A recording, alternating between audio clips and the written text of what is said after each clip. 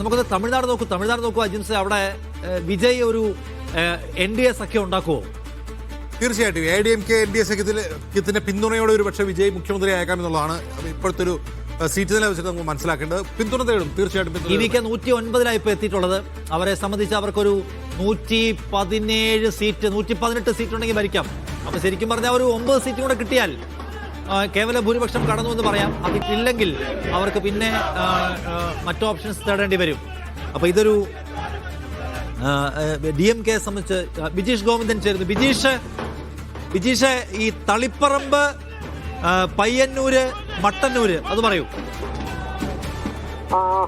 തളിപ്പറമ്പിൽ ഇപ്പോൾ 3805 വോട്ടിന് UDF ആണ് മുന്നിട്ട് നിൽക്കുന്നത്. പയ്യന്നൂരിലും UDFന്റെ ഒരു സാധ്യതയിലേക്ക് കാര്യങ്ങൾ വരുന്നു. പയ്യന്നൂർ നഗരസഭ എണ്ണാനിരിക്കുന്ന ഘട്ടത്തിലേക്ക് വരുമ്പോൾ അവിടെ TI മസൂദന്റെ ലീഡ് നില 302ലേക്കാണ് താഴ്ന്നിരിക്കുന്നത്. ഇത് വലിയ ഒരു ലക്ഷണമാണ്. കാരണം പയ്യന്നൂർ നഗരസഭയിലേക്ക് എത്തുന്ന ഘട്ടത്തിൽ ഒരു 10,000-നടുത്ത് ഭൂരിപക്ഷത്തിലേക്ക് LDF വരേണ്ടതാണ്. പക്ഷേ സാഹചര്യങ്ങൾ മാറിയിരിക്കുന്നു.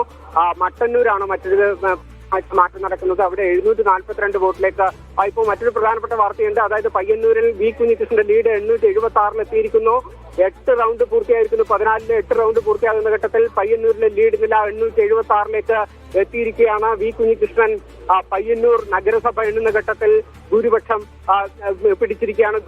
ആദ്യം എത്തിയിരിക്കുകയാണ്. 876 വോട്ടിന്റെ ഭൂരിപക്ഷമാണ് ഇപ്പോൾ പയ്യന്നൂർ നഗരസഭ എണ്ണുന്ന ഘട്ടത്തിൽ വി കുഞ്ഞികൃഷ്ണൻ നേടാൻ കഴിഞ്ഞിരിക്കുന്നത്. നമുക്കറിയാം CPM-ൽ വലിയ തരത്തിൽ ഫണ്ട് വിവാദം അടക്കം ഉന്നയിച്ചുകൊണ്ട് പുറത്തിറങ്ങിയ വി കുഞ്ഞികൃഷ്ണൻ TI മധുസൂദനെ സ്ഥാനാർത്ഥിയാക്കിൽ പ്രതിഷേധിച്ചുകൊണ്ടാണ് അവിടെ മത്സരത്തിനിറങ്ങിയത്.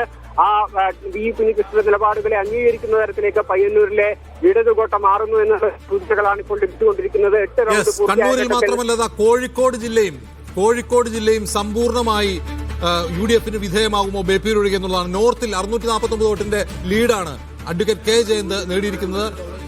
കോഴിക്കോട്ട് ഒരിക്കലും ഇളകാത്ത ചില മണ്ഡലങ്ങൾ, 4 നൂറ്റാണ്ടായി CPM തന്നെ ജയിക്കുന്ന കോഴിക്കോട് നോർത്ത് പോലുള്ള മണ്ഡലത്തിലും ഇതാ ഇപ്പോൾ UDF ലീഡായിരിക്കുന്നു.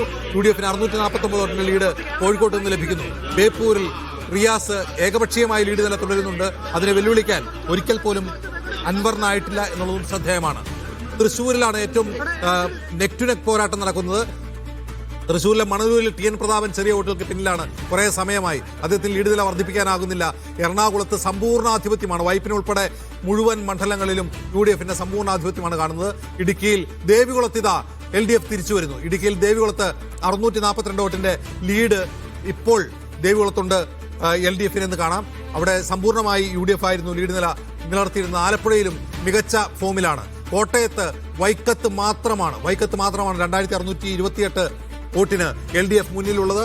ബാക്കി മുഴുവൻ സീറ്റുകളിലും UDF മികച്ച വ്യക്തമായ ലീഡ് തുടരുകയാണ്. കൊല്ലത്ത് UDF നടത്തിയ മുന്നേറ്റമാണ് ഈ തെരഞ്ഞെടുപ്പിലെ ഏറ്റവും മികച്ച ഹൈലൈറ്റ്. ഒരിക്കലും ജയിക്കാത്ത, പതിറ്റാണ്ടുകളായി ജയിക്കാത്ത മണ്ഡലങ്ങളിൽ 143 വോട്ടിന്റെ ലീഡേ ഉള്ളൂ KN ബാലഗോപാലിന്.